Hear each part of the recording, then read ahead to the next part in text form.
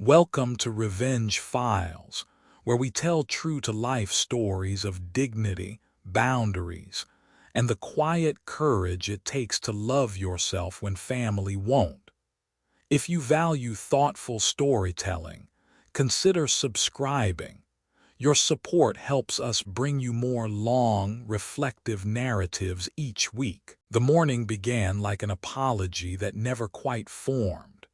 Sunlight came in through the lace curtains in thin, uncertain lines, striping the old oak table where three placemats lay in a patient row. Frank Delaney had set them the night before, more out of muscle memory than optimism. Forks perfectly parallel, napkins folded into little boats. He even put out the blue mug with the chip on the handle because Michael always chose that one, said the chip made it his. It is strange, the small altars we build to people we hope will show. On the counter, a pie cooled. Store-bought because the arthritis in Frank's hands disobeyed recipes. But he had warmed it, added cinnamon and a whisper of lemon to trick the crust into smelling like something his late wife, Ellen, used to make. Next to it, a card he'd written to himself and tucked under a salt shaker the way one hides a draft. "Happy Father's Day, Frank." He laughed at the sight, a small, dry sound that surprised even him. He wasn't losing his mind, he was bracing it. There is a difference.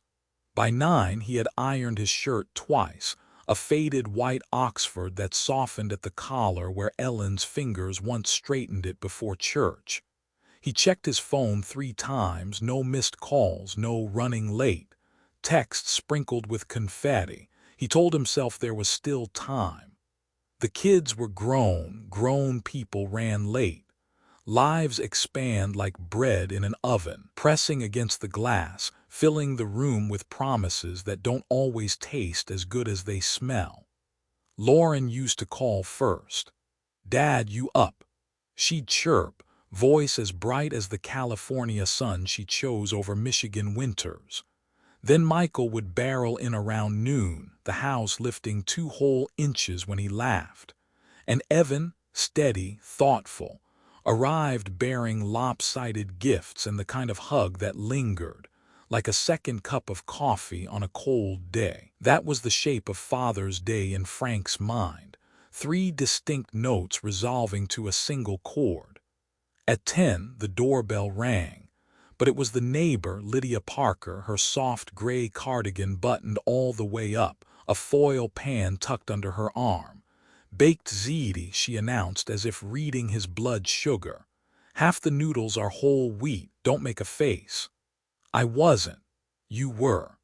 She smiled with her eyes, which is where kindness lives in people who have lost much. Lydia had been a nurse before she was a widow. Now she was simply a neighbor who watered his mums when his knees were bad and slid coupons under his door for the good olive oil. "You expecting them?" she asked, glancing at the 3 placemats. He shrugged. "They're busy. You know how it is." Lydia set the pan on the stove and busied herself with the oven mitts for longer than necessary. "Busy is a word we hand to guilt so it has something to do," she murmured, more to the mitt than to him. Frank leaned on the counter, his hands bracketing the card he'd written. "It's not, look, I wasn't perfect." "No one is, Frank." Lydia's voice softened. "But you were there." He didn't answer. Memory is a museum you shouldn't tour alone, not on holidays. In one glass case, Lauren at 9 making paper crowns for him and Ellen, declaring the living room a kingdom where the only rule was no meetings. In another, Michael's first home run, Frank behind the chain-link fence, the muffled thunder of small cleats on dirt. And Evan at 17 crying over a college rejection, Frank staying up until the sky went gray, eating cold pizza and translating disappointment into a language a boy could survive. At 11, Lydia slipped back to her townhouse with a promise to return after lunch if the coast is still clear. She did not say if no one comes. Some mercies are best left unspoken. The house performed its daily symphony. The hum of the refrigerator, the tick of the kitchen clock, the sigh the old couch gave when no one sat on it. Frank set out the pie. He arranged 3 plates, moved them, arranged them again. He scrolled through photos like a rosary, Ellen at the lake in a red windbreaker, the kids in Halloween costumes, pirate, astronaut, non-specific dinosaur, the wobbling cake Ellen insisted they bake each June covered in strawberries to distract from the lean. At noon, his phone finally blinked. A message from Lauren, "Dad, today is crazy. Brunch turned into a work thing, then we're driving to Napa because Matthew's parents are in town. Can we FaceTime later? Love you." He answered, of course. "Have fun." "Love you, kiddo." He added a confetti emoji to teach the text to celebrate itself. He set the phone face down. 12:47, Michael posted a photo to social media, shirtless at a lake, sun burning a border around a grin. The caption, "Grind now, shine later, but today, shine." No tag for Dad, no mention of the chipped blue mug. 1 o'clock, Evan texted, "Project ran over. Rain check." 2 words that make a father both proud and tired. Project ran over. People used to say, "I forgot," and then admit it. Now we give our failings little businesses to run. Outside, a lawn mower started somewhere, the drone a steady companion. Frank stood at the sink and watched a robin hop across the fence, head cocked, as if listening for a frequency humans don't deserve. He washed a plate that hadn't been used and wondered if any human ever really learns to live with silence, or if we merely collect strategies for walking through it without shattering. By 2, he had stopped pretending they were late and started telling himself they were away, on a lake, at a winery, inside a meeting, living lives he wanted them to have. He was not bitter. He rehearsed that sentence like a line in a play. He was not bitter. He was a father. Fathers are supposed to carry the heavier end of the couch without mentioning it. Still, a thought kept tapping on the door of his mind. If love means showing up, what do you call it when you don't? He could hear Ellen answering, her voice as it sounded in the last years, softened by illness, sharpened by clarity. "You call it a choice, Frank, and then you make one of your own." At 3, Lydia returned with a stack of paperbacks.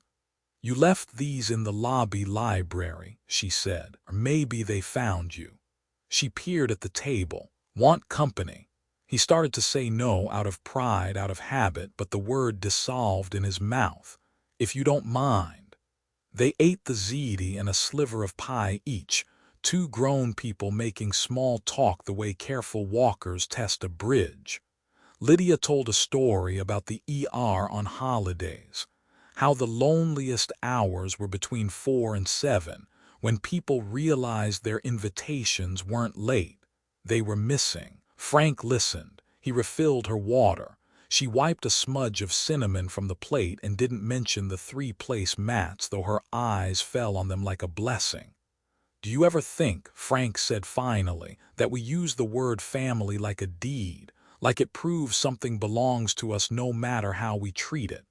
Lydia folded her napkin. "I think family is more like a garden. You tend it or you don't, and gardens keep the receipts." He nodded once, twice, feeling something inside him tilt toward an invisible ledger. The clock ticked.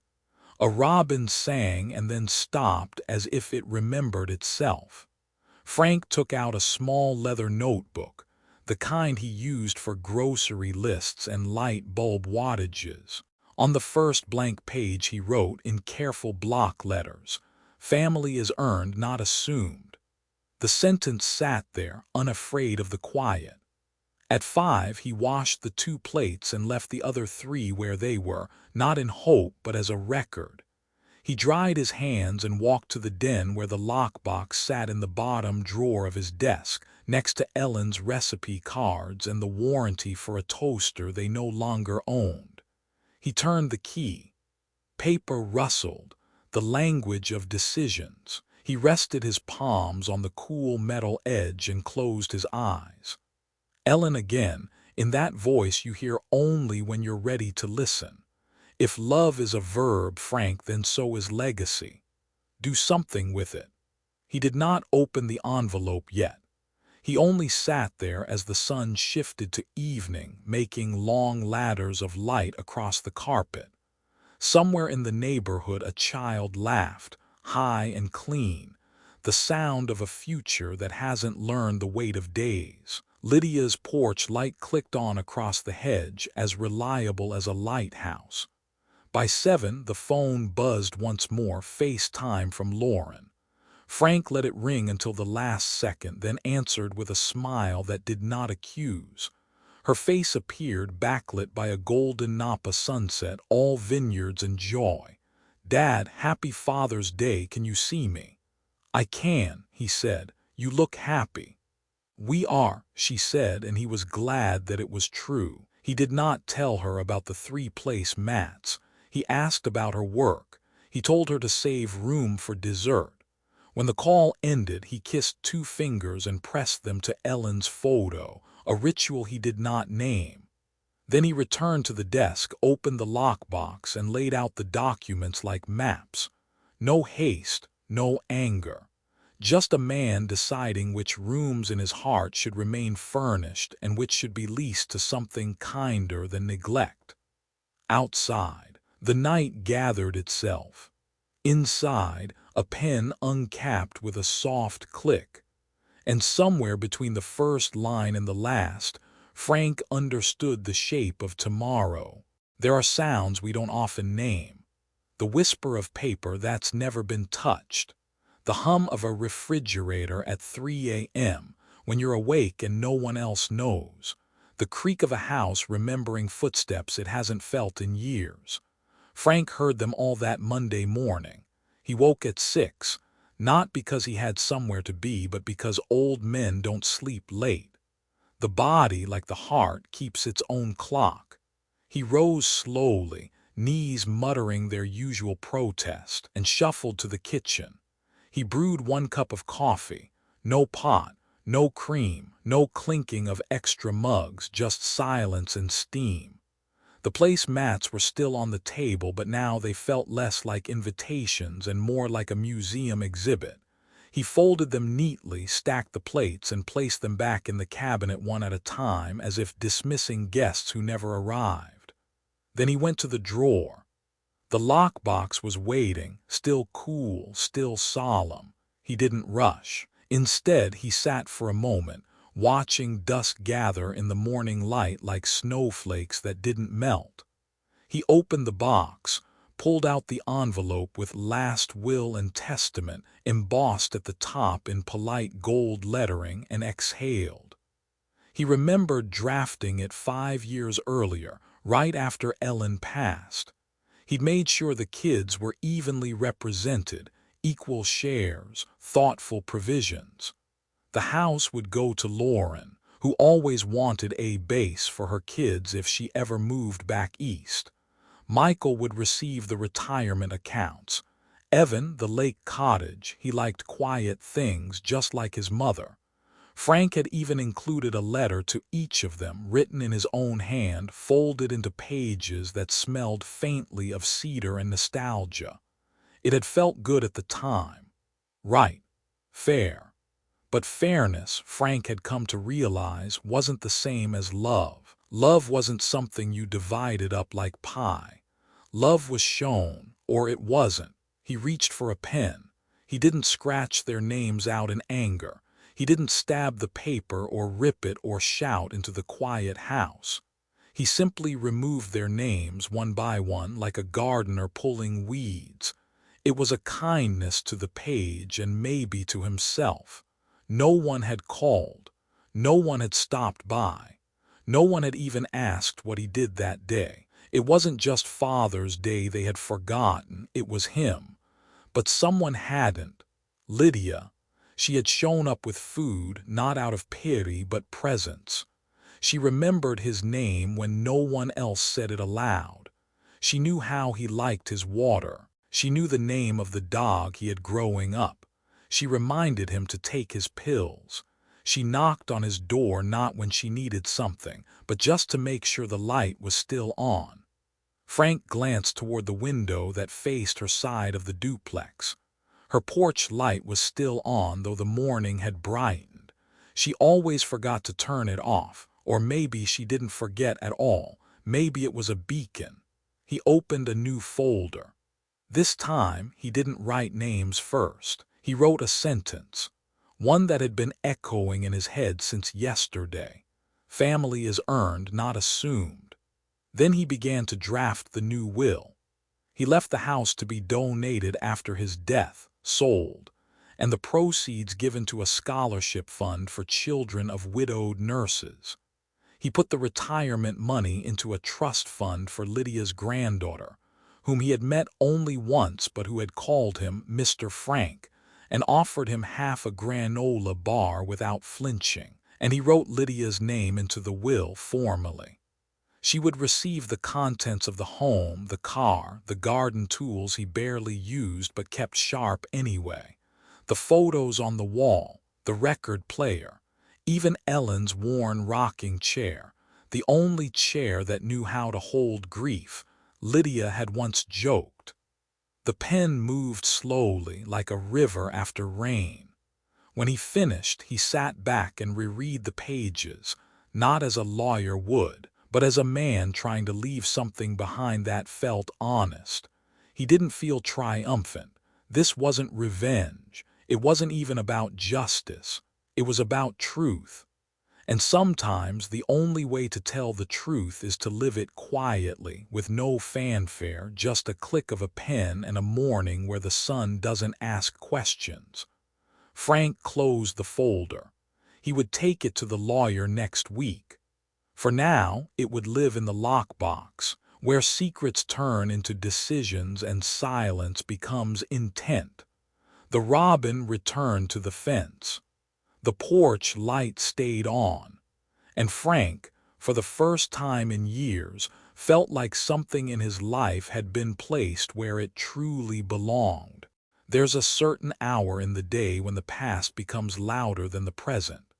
For Frank, it was always late afternoon, when the sun drooped low enough to spill sideways across the hardwood floor and the shadows stretched long and familiar. The house would grow still but not quiet. In that hour, memory didn't need a key. It simply walked in, uninvited and deeply known. Frank stood by the hallway mirror, the one Ellen used to adjust her earrings in. The reflection was honest, maybe too much so, soft lines etched deeper, shoulders a touch more hunched. But his eyes, they still carried that glint Ellen used to call the lighthouse, always watching, even when the world was stormy. He held a shoebox, one he hadn't opened since Lauren's wedding 10 years ago. Inside, faded photos curled at the corners like shy fingers. Birthday cards, some still dusted with glitter. A crayon drawing of their old golden retriever labeled Dad plus Max equals heroes. One note from Michael, scrawled in chicken scratch at age 8, to the bestest grill master and bear hugger in the whole world. Frank smiled, then winced at the tenderness of it all. Funny, he thought, how love had weight even long after it had been set down. You could feel it in the pit of your stomach. You could feel it in the silence of a phone that should have rung. You could feel it in the way the doorbell didn't. He sorted the cards into a neat pile, then paused at a photograph. It was from a beach trip to Lake Huron. The kids barely in high school, Ellen wearing that ridiculous sun hat she swore made her mysteriously French. Everyone was smiling, but what struck Frank wasn't the faces, it was the space between them. The way his daughter leaned toward her mother, the way Michael's body tilted slightly away, caught mid-eye roll. The way Evan had one foot already outside the frame, half exiting before the shutter even clicked. He hadn't noticed it then, but now he saw it all, not bitterness, just distance. Quiet things that had grown into chasms over years of "I'm busy, next time, and you understand, don't you?" He did, and he didn't. He set the photo down and turned toward the living room where the furniture seemed too polite, too tidy, like guests at a party waiting for someone to make the first move. That's when the door knocked. Frank blinked. It wasn't dramatic, no thunderous pounding, no urgent ringing. Just a single, gentle tap-tap like the universe clearing its throat. He opened it to find Lydia, again, holding a Tupperware container and a half-guilty smile. "Chicken salad," she said. "And before you say anything, it's not that mayo-heavy mess from the deli. It's my version. Greek yogurt, fresh dill, a little lemon, you'll live longer." "Not sure that's a threat or a promise," Frank said, but he was already stepping aside to let her in. She placed the container on the counter, then looked at the shoebox still resting in his hands. "Ah," she said softly, "that kind of day." Frank nodded. "I thought it'd help." "Did it?" He looked at her. No, she didn't say anything, just walked over and pulled out a chair at the kitchen table. Frank followed, setting the box between them. He handed her the photo from the beach. "Look at them," he said. "I thought we were solid, not perfect, but decent."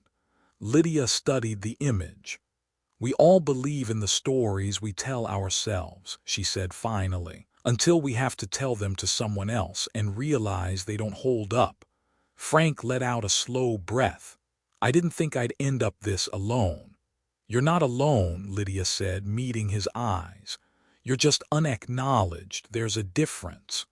That landed harder than she probably intended, and yet it felt true. He looked at her, really looked, and saw not just the woman next door, but someone who had her own boxes, her own silences, her own afternoons full of invisible visitors. "I'm redoing the will," he said suddenly. "Took their names off, left most of it to people who still knock on the door." Lydia blinked, surprised. "Frank." "No, don't worry," he cut in gently. "I'm not dying next week. I just decided I don't owe my legacy to those who assume it'll be handed to them. You want something, show up. It's not about money, it's about presence." Lydia nodded. She didn't praise him. She didn't protest either. She just took another photo from the box and held it carefully like it might melt in her hands. "I never had a dad who showed up," she said quietly. "Maybe that's why I always notice the ones who do." Frank swallowed hard. Outside, a car drove past, music pulsing through the window glass. Somewhere, life was being lived loudly. But in this little kitchen, with its leftover chicken salad and soft truths, something far more important was happening. A man was learning that being seen isn't just about visibility. It's about witness. He didn't need applause. He didn't need bouquets of regret later. He needed what every father needs, someone who saw the invisible weight he carried and said, "I see it." And Lydia did. She didn't need his will, she already had his trust. Still, he was glad he changed it. Because this time, when the sun dipped low, it wasn't memory that walked in. It was company. It was Thursday evening when Lauren finally called. Not a FaceTime this time, just a voice call. No video, no eye contact. Just disembodied words floating down the wire, searching for safe landing. Frank was trimming the hydrangeas when the phone buzzed. He almost didn't hear it, but old reflexes, the ones trained by decades of answering school nurses, flat tires, missed curfews, kicked in. He wiped his hands on his jeans and picked up. "Dad." Lauren's voice came through, a little too cheerful, like someone trying to mask a crack in the glass. "Hi, sweetheart." There was a pause, long enough to register but not quite long enough to be acknowledged. "So how was your Sunday?" she asked. Frank walked slowly toward the porch, one step at a time, not rushing to answer. The air smelled like cut grass and coming rain. "It was quiet," he said. "Oh," she replied. "We felt so bad. Matthew's parents surprised us, and then the tasting ran long," and Frank smiled into the silence. "You don't have to explain." "No, I do," she insisted, her voice tightening. "It's just life gets so loud, and I didn't mean to ignore it." "Ignore it, not ignore you, just it, the day, the meaning, the man." Frank sat down in the porch chair, the one Ellen had painted pale blue years ago. The paint had chipped, but the color stayed. "It's all right, Lauren." There was another pause, and then, carefully, "Are you mad at us?" He thought for a moment. "No, really.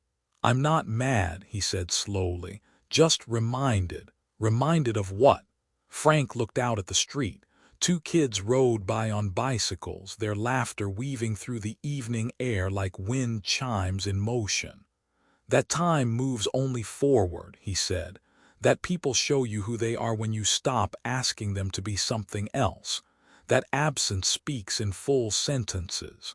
Lauren was quiet now. He imagined her standing in a kitchen somewhere, holding the phone with one hand, twisting a dish towel with the other. A little girl in a grown woman's heels. "Dad, I didn't mean for you to feel alone." "I know. I just thought," she cut herself off. "No, never mind, that sounds selfish." "Say it," Frank said gently. "I guess I thought you'd always be there, like a lighthouse. You don't visit a lighthouse, you just count on it being there." Frank let that land. He'd been called a lighthouse before. By Ellen, by friends, by old co-workers who leaned on his steadiness. But even lighthouses rust. Even they crumble when the sea forgets to look back. "I am still here," he said, "but I've stopped waiting for ships that don't plan to dock." That silence again. "Then, are you saying we're not welcome?" "No," Frank said, softer now. "I'm saying the door is still open, but I've stopped holding it." It wasn't cruel, it wasn't angry, it was clear. And Lauren, to her credit, didn't cry or protest. She exhaled, like someone who knew the temperature of a room had changed and chose not to deny it. "I'll come by next weekend," she said. "Just me, no plus ones, no excuses, if you'll have me." "I will," Frank said. "You don't need to bring anything." She paused. "Maybe I'll bring that strawberry pie Mom used to make." Frank chuckled. "Now that I wouldn't turn down." After they hung up, he stayed on the porch a while longer. The sun dipped low again, casting golden ribbons across the lawn. Lydia was out watering her peonies. She looked up and waved. He waved back, then rose from the chair, joints creaking like old wooden doors. He didn't feel sad, not exactly. He felt seen. Not by everyone, but by someone, and that, he was learning, was enough. The will stayed where it was, unchanged, because apologies didn't rewrite years. Presence did. And presence, like trust, was something you earned. The next week brought rain. Not the kind that batters roofs or floods gutters, but a soft, soaking sort. The kind that makes everything smell like wet bark and memory. The world seemed slower under it, softer. Even the birds quieted down. Frank sat by the front window with a book open on his lap and reading glasses he hadn't quite adjusted to. He wasn't reading. Not really. His eyes followed the streams on the glass instead, watching how they bent and reformed. Like thoughts, like families. A gentle knock came at the door. He didn't even need to check. Lydia. She always knocked the same way, too short, one long, like she was sending a message in code. He opened the door to find her holding a thermos and a brown paper bag. "Rain's no friend to old bones," she said without greeting. "Figured you could use some soup." Frank smiled, stepping aside. "What's in the bag?" "Wool socks," she said. "Brand new. You always wear those threadbare ones like you're allergic to treating yourself." I like those, Frank protested. They've got holes. They have character. They have air conditioning, she shot back. And I refuse to let you catch pneumonia just to preserve nostalgia. He laughed, a sound that felt rounder than usual, fuller. They sat at the kitchen table. She poured the soup chicken with wild rice, rich with thyme, and handed him a spoon. No napkin. She knew he didn't use one unless company came over. You always bring something, he said after a few bites. Lydia shrugged. So why? She looked at him, really looked. Then leaned back in her chair and folded her arms like someone about to deliver a truth that might outlive them both. You ever notice how people only show up when there's an event, a holiday, a birthday, a death, but real care?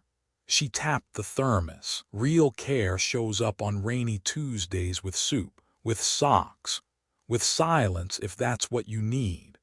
Frank stared into his bowl. Lydia wasn't rich. She lived on a modest pension. She clipped coupons. She made one roast chicken last for 3 meals, but somehow she never arrived empty-handed.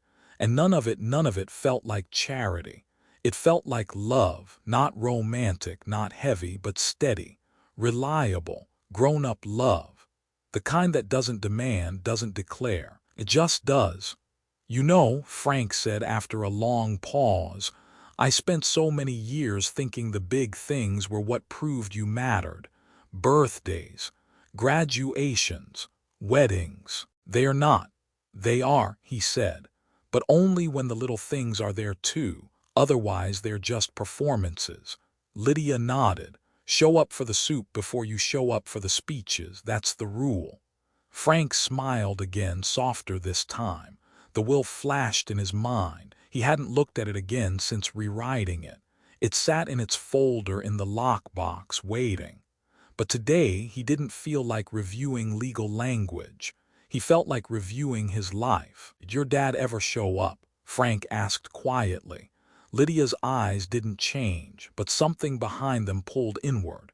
No, she said, but I stopped waiting, started showing up for myself instead. It's why I bring soup. Frank set his spoon down. You deserve more than just soup. Lydia looked at him the same way Ellen used to when he tried to deflect with jokes. I don't do it to earn anything, she said. I do it because I still believe in good men. And you, Frank Delaney, are one, even if your kids forget to tell you. He didn't speak, couldn't. There are compliments that make you puff your chest, and then there are ones that make you want to sit down and be very quiet so they can echo properly. He reached for the brown paper bag, pulled out the socks. Thick, navy, hand-stitched initials on the toe, FD. I embroidered them myself, Lydia said, sipping her soup like it was no big deal. Frank looked down at the small blue letters. A gesture so simple it nearly undid him. He thought about wills and assets and lawyers and signatures. Then he thought about soup on a Tuesday, and socks with his name on them, and someone who cared enough to sew his initials in, not for recognition, but for warmth. In that moment, he realized something.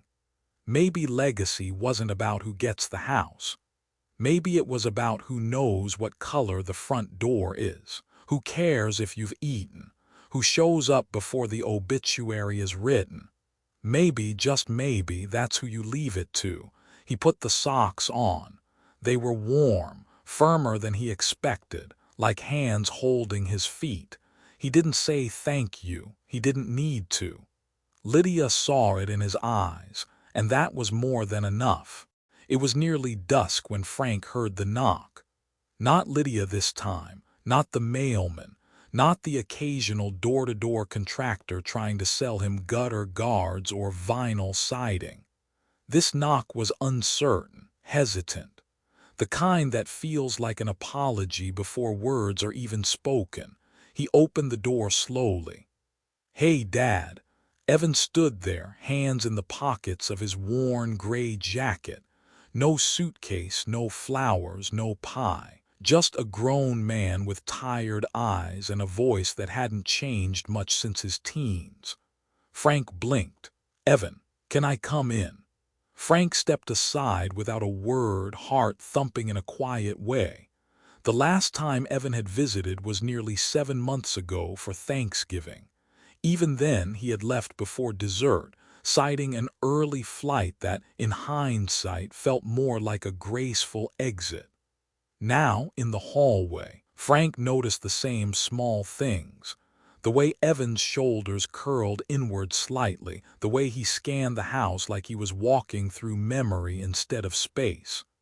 "You want coffee?" Frank asked. "Sure." They sat at the kitchen table, just the two of them, steam rising between them in twin spirals.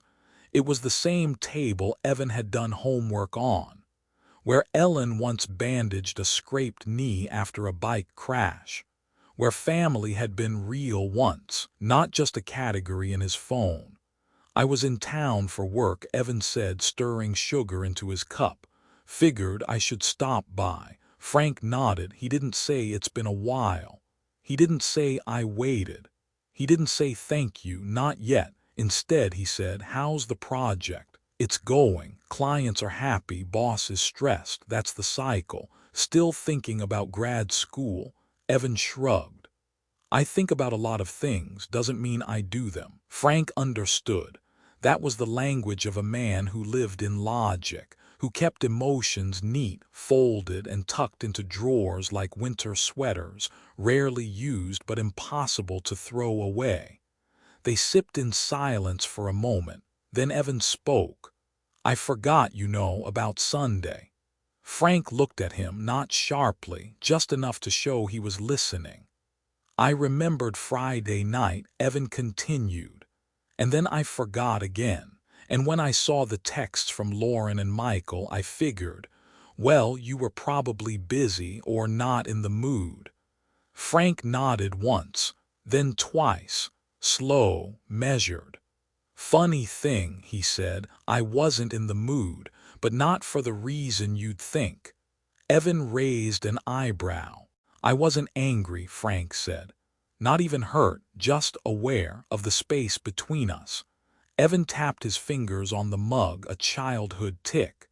"You always said you didn't want us to make a big deal of stuff," Evan said, quietly defensive. "You hated forced gestures. Remember when we tried to throw that birthday dinner and you told us the surprise was stressful?" Frank smiled at that. "Still true." "So when no one called Sunday morning, I thought maybe it was better that way." Frank set his mug down. "Evan, listen, I never wanted fanfare, that's true, but I also didn't want to become invisible. There's a difference." Evan looked down. "It's not that I don't care," he said. I never know how to show it. Lauren's always been the loud one. Michael makes everything a production, me. I get stuck between wanting to say something and worrying it'll come out wrong." Frank let the silence breathe. Then he said, "You know what I remember most about you?" Evan looked up cautiously. "When Mom was sick, you were 15, everyone kept saying you were so quiet, but every time she needed something, her slippers, her book, her pain meds, you already had them in your hand before she asked." Evan's jaw tensed. "You were never loud," Frank said. "You were attentive. That matters. That always mattered." Evan swallowed hard. His eyes flicked toward the living room. "She used to say you were the one who saw the small things," Frank added. "That you noticed what people forgot to ask for." Evan's voice was thin when it came. "I miss her." "Me too." The clock ticked. Somewhere outside, a dog barked. Inside, a son leaned back and let his shoulders drop just a little. "I'm not good at checking in," Evan said. "But I'm here. I don't want to lose whatever this is." Frank reached across the table, not with a lecture, not with tears, just a hand. Evan took it. No grand gesture, no orchestral cue. Just fingers, rough and warm, finding their way back to something familiar. The will would stay as it was. But in that moment, Frank decided to write a new letter. Not legal, not notarized, just personal. He would write to each of his children. No accusations, no ultimatums, just truth. Honest. undeniable and maybe, just maybe, restorative. Not all bridges burn, some just wait for the right step. And tonight the quiet sun had taken one. The next morning Frank found himself at the old roll-top desk in the corner of the den. It still smelled faintly of cedar and ink. Ellen's fountain pen was there, tucked into the drawer just beneath the blotter. The same pen she had used to write birthday cards, grocery lists, and once, a love note on a sticky note left inside his lunchbox the year he lost his job. Frank uncapped it slowly, rolled his wrist, and placed a clean piece of cream-colored paper in front of him. No lines, just space. Wide, quiet, honest space. He wasn't writing a will today. He was writing to his daughter. "Dear Lauren, you were the first person who ever called me Dad." I still remember the sound of it, high, uncertain, and magical.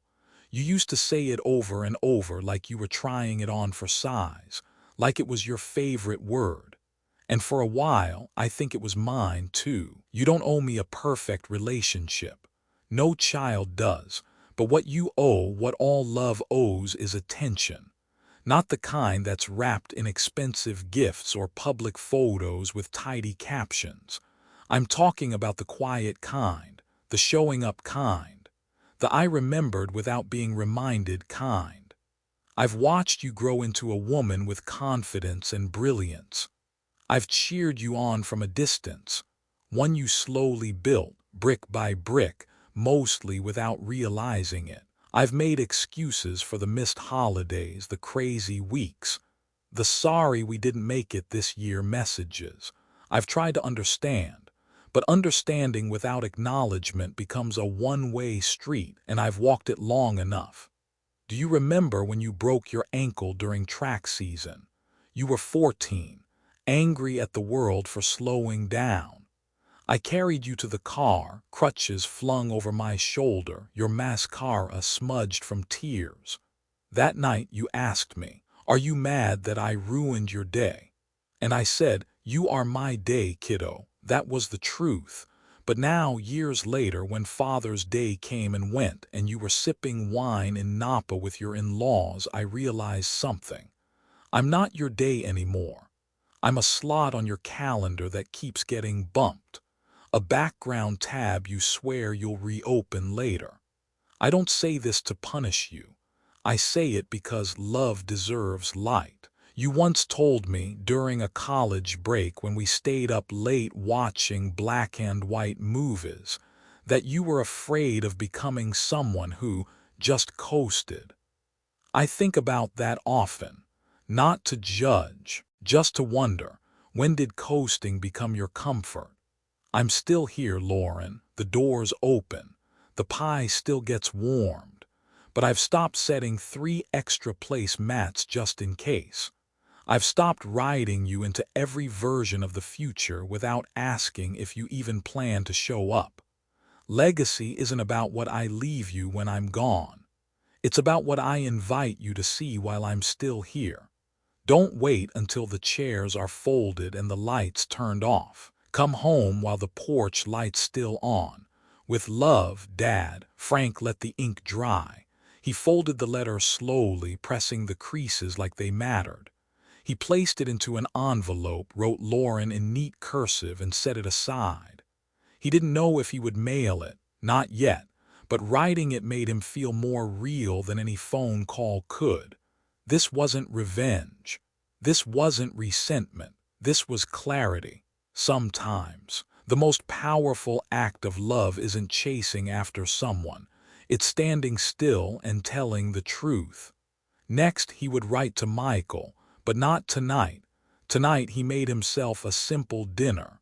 Then he sat on the porch, socks warm, soup reheated, and watched the rain return.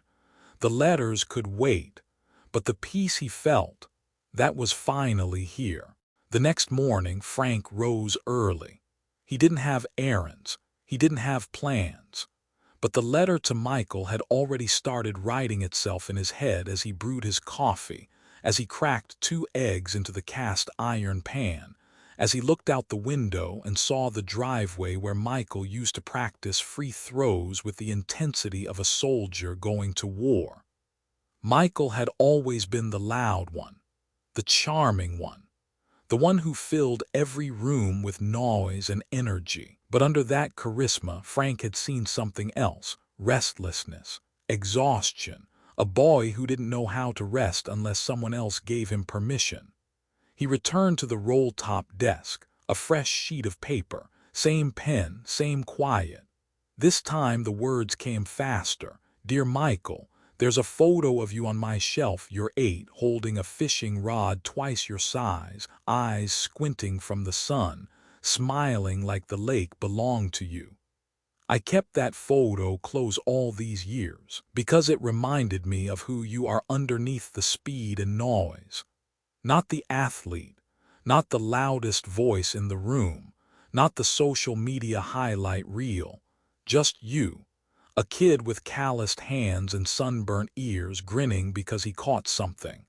You always wanted to catch something, Michael: success, applause, attention, more of everything faster than anyone else.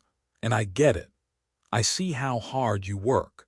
I see how carefully you curate your life, even your emotions. That Instagram post from last Sunday, shirtless on a boat, drink in hand, quoting motivational lines, I recognized the brand of strength you were selling. You've been selling it for years. But I also saw your eyes. You didn't look happy. You looked tired. I'm not writing this to criticize. I'm writing this because you matter more than the image you've built around yourself. Do you remember your sophomore year of high school when you came home after losing the playoff game? Everyone expected you to be mad.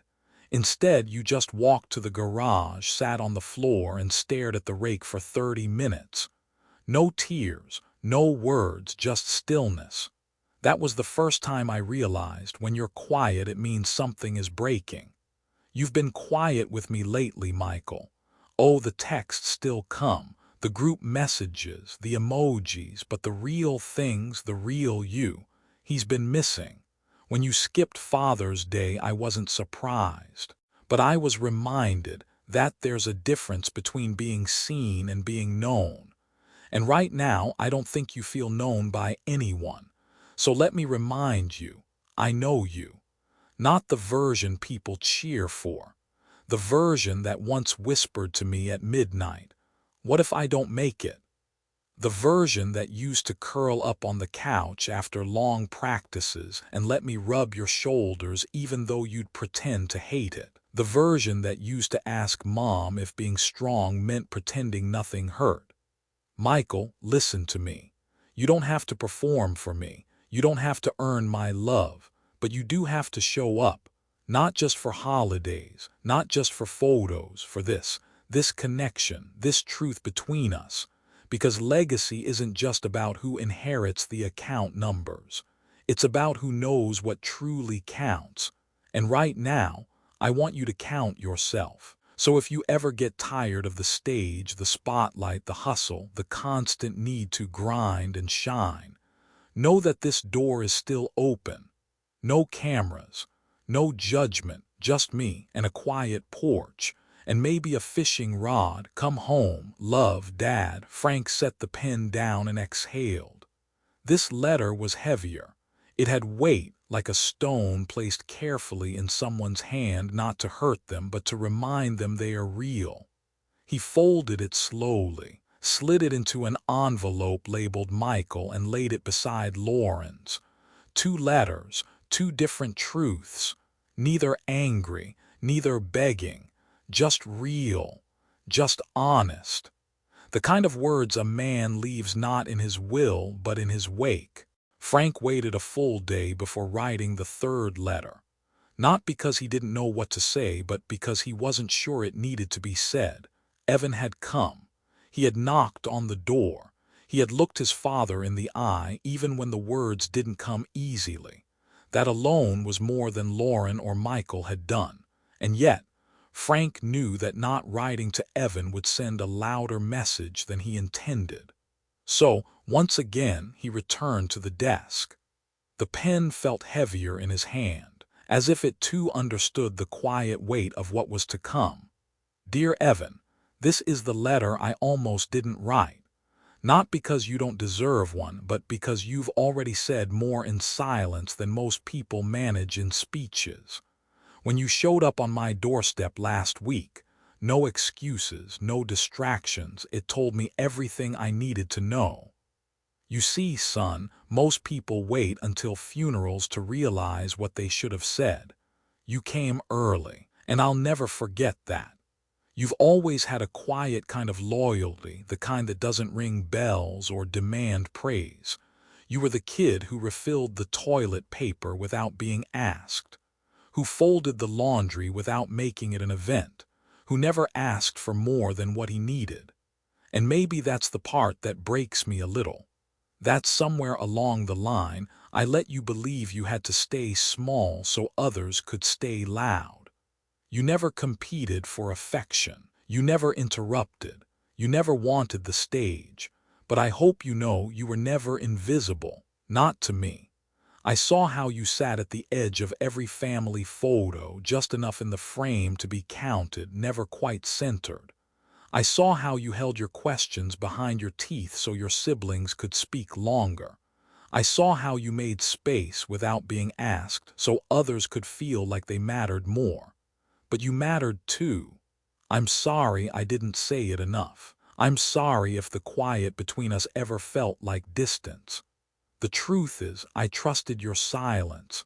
Maybe too much. I assumed you'd always understand.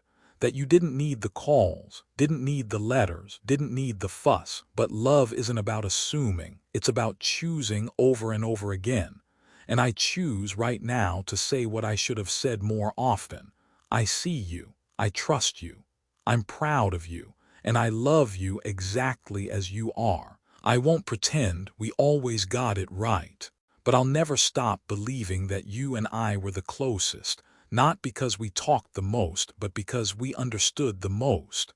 That night you came by, you gave me something that Lauren and Michael never did.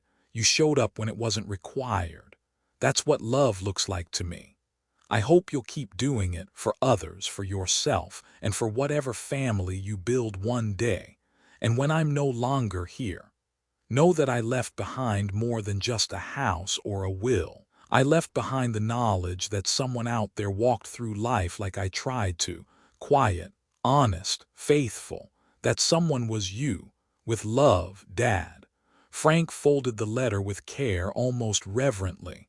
This one didn't carry any anger, just gratitude and recognition, and a kind of peace he hadn't expected to find. He slipped the envelope under the others, Lauren's, Michael's, and tied them together with an old shoelace he found in the drawer. Ellen used to save things like that. Even the little cords have purpose, she'd say. Frank smiled.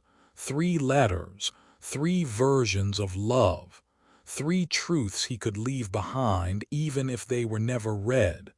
And now he could finally rest. Because now he had said it.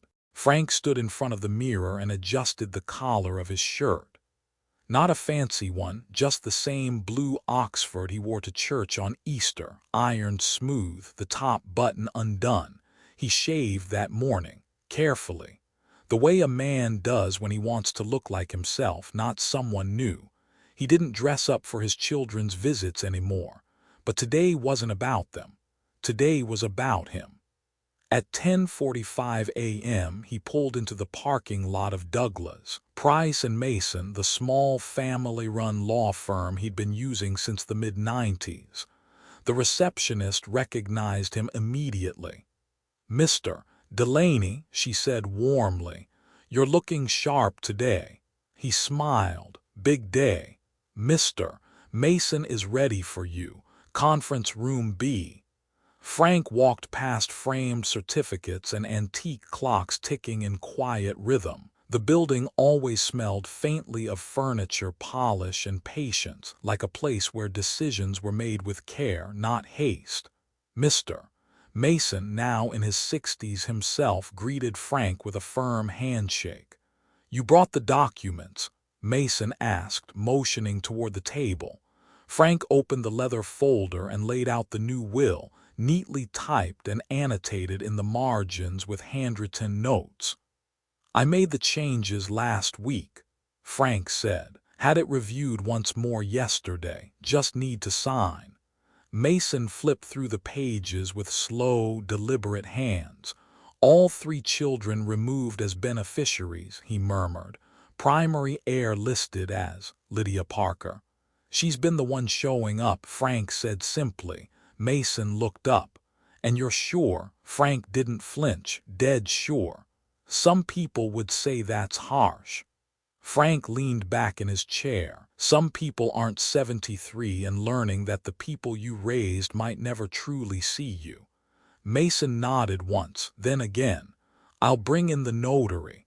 The process was quiet, clean, efficient. Paper, pen, signature, date, a stamp, the click of a seal, a document becoming law. When it was done, Mason gathered everything back into the folder and handed Frank a copy.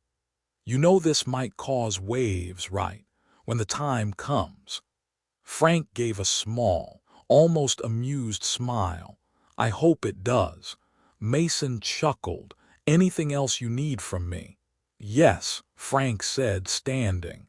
"Can you make sure there's a clause that ensures Lydia gets to keep the house without having to sell it?" "She can," Mason said. "With the way you've divided the assets, the taxes should be covered." "Good," Frank said, buttoning his coat. "I just want her to be able to sit on that porch and never wonder if she belonged there." Outside, the wind had picked up. Leaves scraped across the sidewalk. September was creeping in, but Frank felt strangely unburdened. He drove home without music. No need for noise today, just the hum of the engine, the slow beat of a heart that had done something bold, not out of spite but clarity. When he got back, Lydia was tending her front steps, trimming dead leaves from a flower box. Legal mission accomplished. She asked with a wink. Frank smiled. "Let's just say things are official now." She looked at him for a moment, not asking for details. Then, "Do you want to come over for a sandwich, turkey and cheddar, no fancy spreads?" Frank hesitated, then nodded. "Only if you'll let me do the dishes." "You're on." As they stepped into her kitchen, Frank felt something settle in his chest. Not revenge, not triumph, just peace. The kind that comes when a man finally writes the last chapter of a story only he could have told. But there were still pages left in the days ahead. And now he had made room for better ones. The call came on a Thursday. Frank was weeding the side garden, tugging crabgrass from between the mums when the phone buzzed in his shirt pocket. "Lauren." He stared at the screen for a moment before answering. Something in him paused, not in fear but in recognition. This wasn't her usual checking-in window. "Hi, Dad," she began, already speaking fast. "So I talked to Michael and Evan too. We're coming by this weekend. All three of us. Saturday." Frank wiped his hands on his jeans. "You are?" "Yeah," she said. "Just felt like we needed to." "Okay," Frank said, calm, steady. There was a short pause, then Lauren added, "It's not for anything bad, we realized it's been too long, you know." "I know." And then the call ended, no time given, no questions asked, no pie requested. Just were coming, like they were arriving at a meeting or a photo shoot, not their childhood home. Frank stood still for a moment, feeling the breeze brush across his face. A year ago, he would have rushed into the kitchen to check the pantry, laid out towels in the guest room, maybe even looked for that old recipe Ellen used to make when the kids came home. But not this time. This time he did something else. He made no preparations, not out of spite, out of principle, because sometimes love means opening your door, and sometimes it means not rearranging your life to convince others to knock. Saturday arrived with a sky so clear it looked painted. Frank sat in his usual chair on the porch. He wore his gray cardigan, sipped black coffee, and waited not anxiously but attentively. At 11:07 a.m., a silver SUV pulled into the driveway. Michael stepped out first, sunglasses, branded sneakers, phone in hand mid-sentence. "Yeah, we just got here. I'll call you back." Lauren followed, still dressed like her brunch ran late, hair perfectly pinned, oversized sunglasses masking uncertainty. Evan came last. He closed the door gently, hands in pockets. His eyes met Frank's first. No one rushed forward. No one called out "Dad" like they did when they were 10, but they came. And that was something. Frank stood, opened the screen door, and gestured them inside. The house had not been staged. No fresh-cut flowers, no music playing. The table was clear. The floor bore evidence of real life. Scuffed wood, a coffee stain near the counter, a blanket half folded on the couch. "This looks exactly the same," Lauren said, stepping in.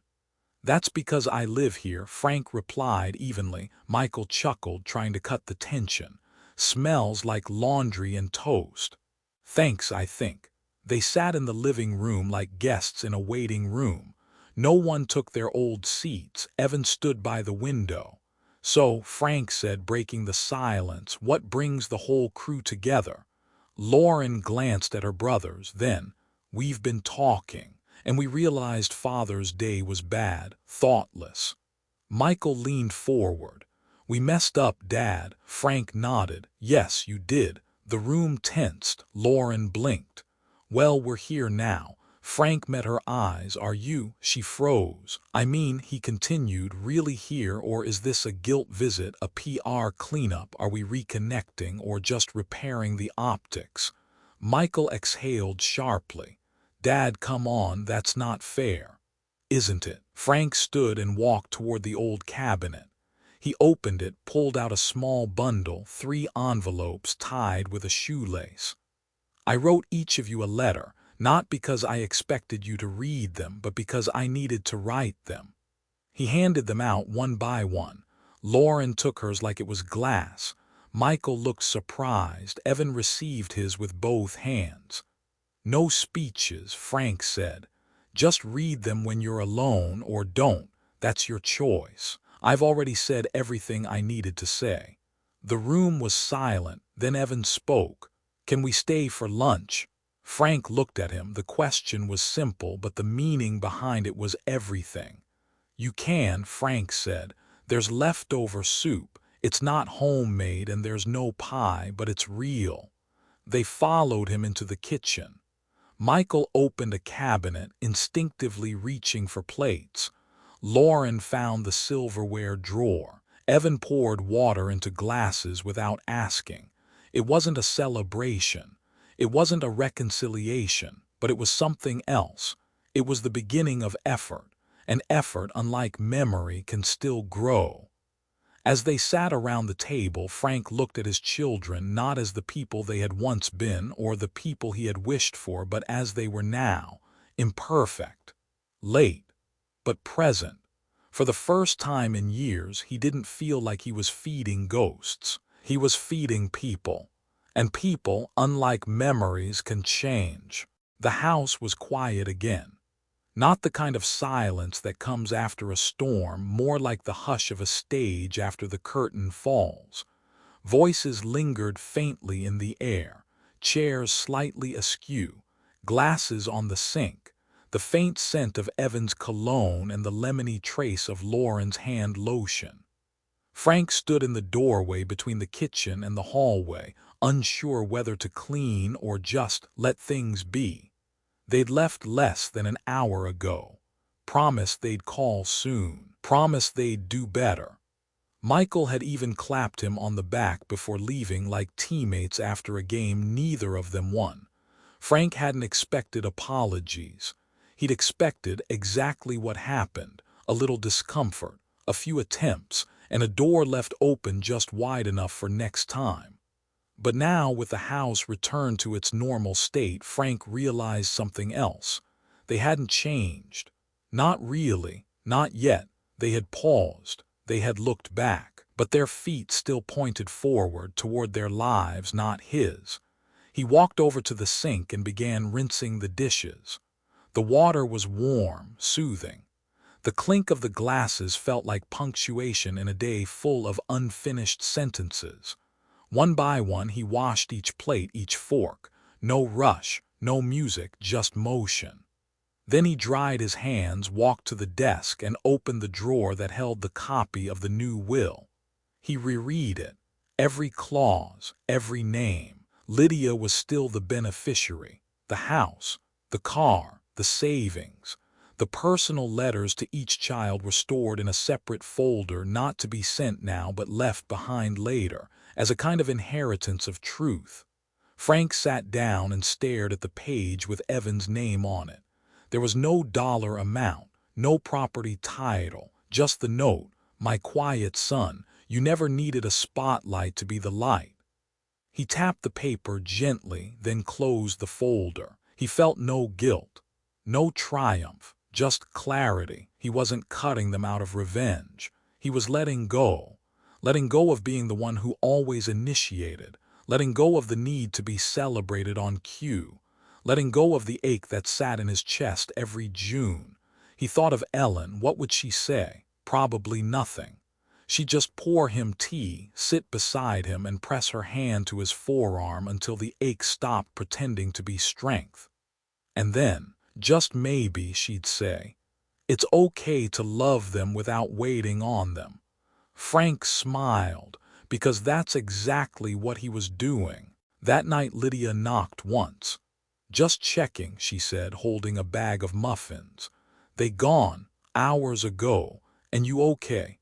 "I am." She stepped inside without waiting for an invitation, poured them both tea, sat in the chair across from him like she belonged there. They didn't speak for a while, just sat, each of them breathing in the company of someone who knew how to stay. Finally Frank spoke. "They came, I know.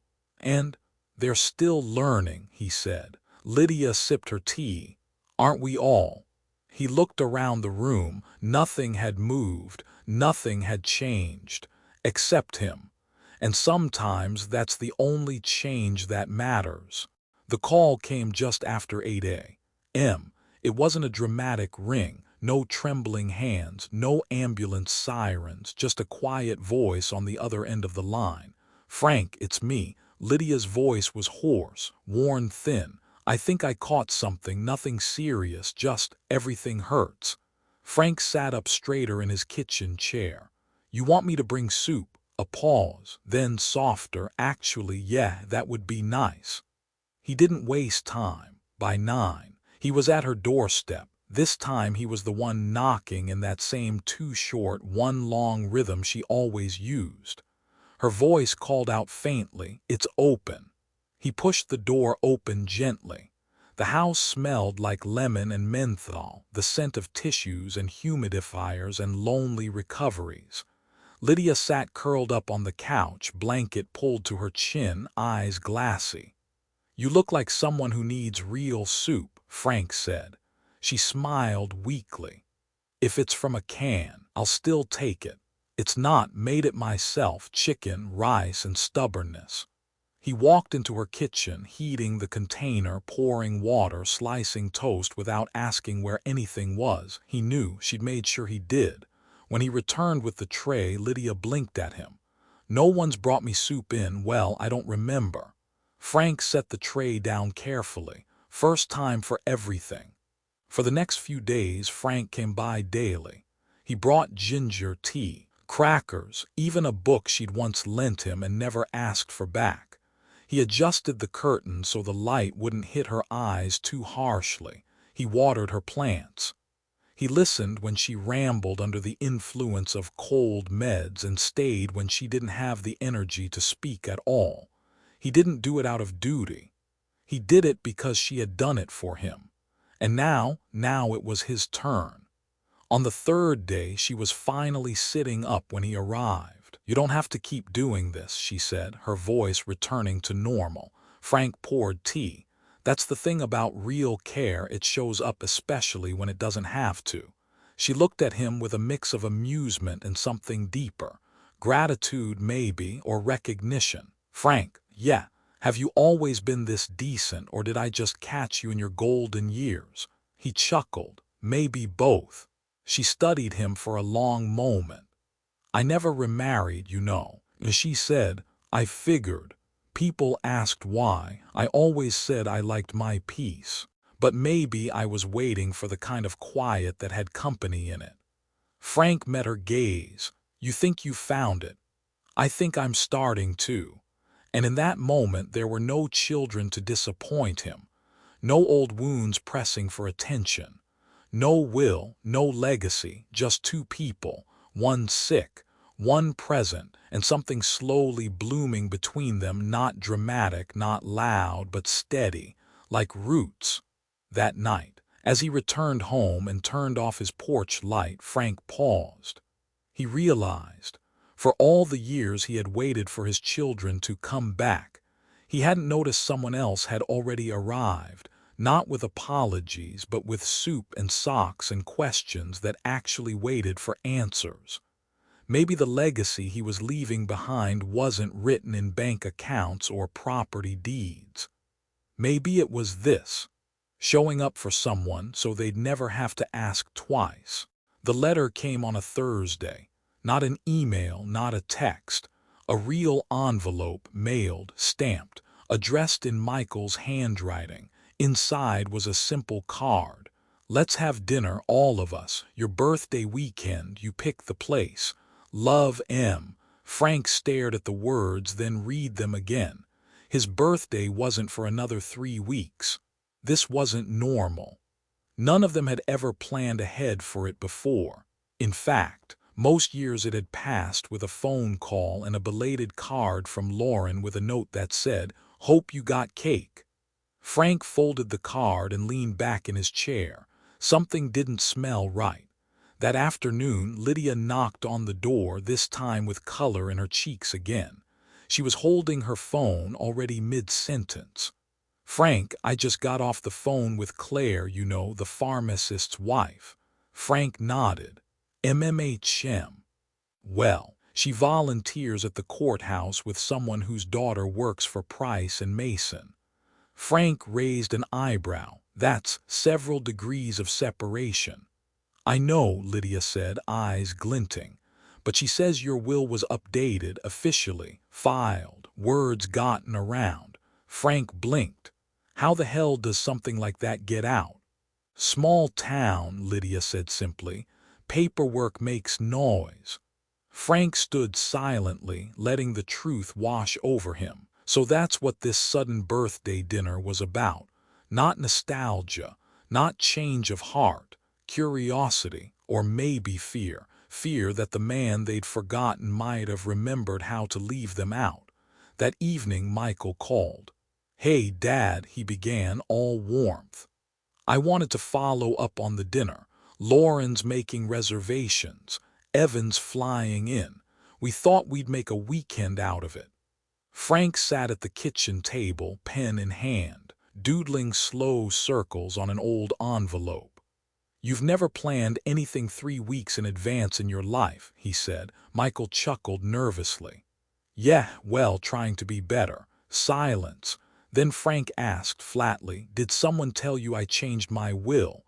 Michael didn't answer for 4 full seconds. Then, "We heard something, yeah." Frank nodded, though Michael couldn't see it. "I see." "Look, Dad," Michael rushed in, "this isn't about the money. I mean, yeah, we were surprised, but we also get it. We messed up." Frank kept doodling. "And what a dinner makes up for it," he said quietly. "No, it doesn't, but maybe it's a start." Frank didn't respond, because forgiveness, like trust, doesn't happen on schedule. And it damn sure doesn't bloom just because someone fears they've been written out of the story. But still, a part of him, the father part, wanted to believe in beginnings. Even late ones. That night he told Lydia everything. She didn't offer advice. She didn't say you should go or you should stay home. She just listened, made him tea. and then after a long silence said, "Frank, maybe don't go for them. Maybe go for you." He looked at her. "Go so you can sit at that table and really know that you didn't change the will out of anger. You changed it out of clarity. Go so you can look them in the eye and still love them while not owing them a damn thing." Frank smiled. "Sometimes I think you're the one who should have written me a will." "I already gave you socks and soup," she said, raising an eyebrow. "What more could you want?" He laughed, loud and honest, and for the first time since the Father's Day that wasn't, Frank felt it. Freedom.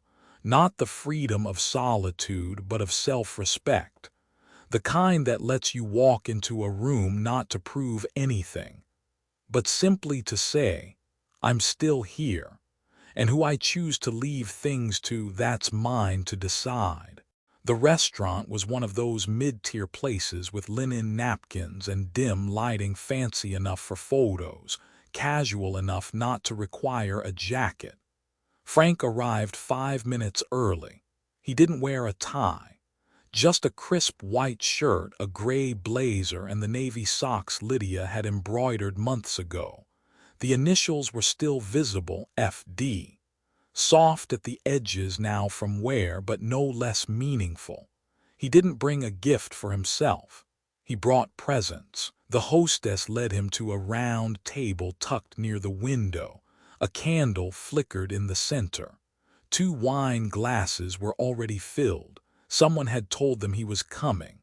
Lauren arrived first, kissed his cheek like a greeting card.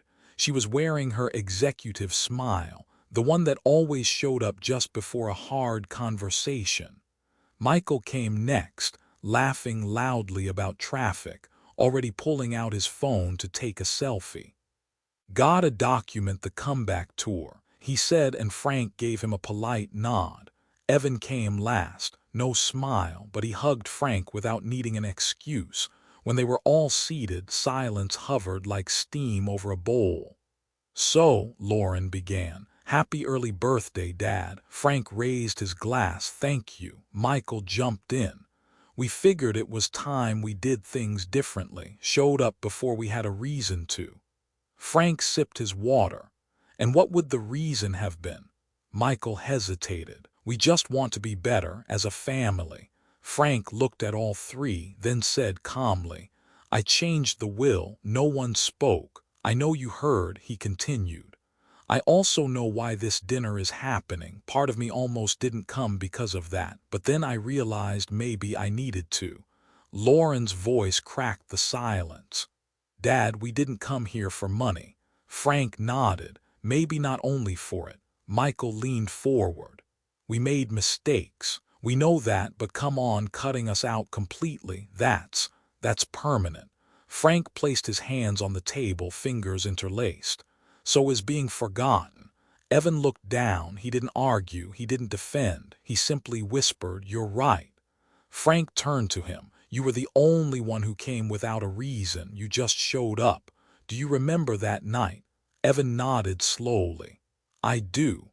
That meant more to me than any inheritance ever could." He turned back to Lauren and Michael. "I'm not angry," Frank said. "Truly. But I'm no longer willing to confuse love with entitlement. I've spent too many years thinking they were the same thing." Lauren wiped her eyes. "Then what now?" Frank smiled softly. "Now we eat." Dinner moved forward. Small talk, laughs, a toast even. But under the surface, everything had shifted. Frank wasn't just their father tonight.